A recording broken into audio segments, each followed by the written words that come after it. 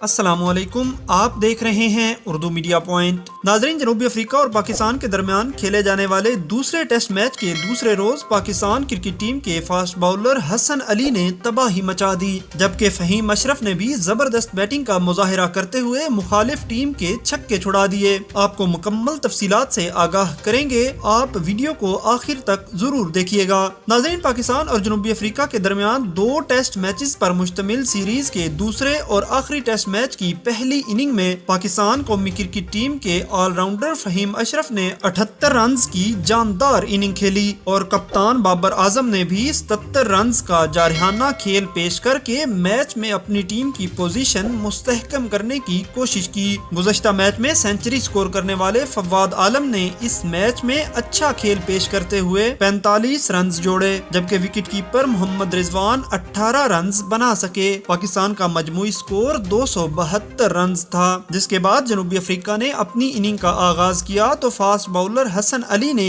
اپنی تباہ کن باؤلنگ سے جنوبی افریقہ کے کھلاڑیوں کے ہوش اڑا دیے۔ حسن علی نے شعیب اختر کی یاد تازہ کرتے ہوئے افریقی کپتان کوئنٹن ڈی کوک کو باؤنسرز اور یارکرز کروائے اور پھر 2 گیندوں پر لگاتار 2 بڑے کھلاڑیوں کو پویلین بھیج دیا، جس سے پاکستان کسی حد تک میچ میں واپس آ چکا ہے۔ دوسرے روز کے اختتام تک جنوبی افریقہ 106 رنز بنا چکا ہے، جبکہ اس کے 4 کھلاڑی آؤٹ ہیں۔ دوستو، یہ تھی اب تک کی اہم ترین۔ مزید اپڈیٹس کے لیے آپ دیکھتے رہیے اردو میڈیا پوائنٹ۔ اللہ نگہبان۔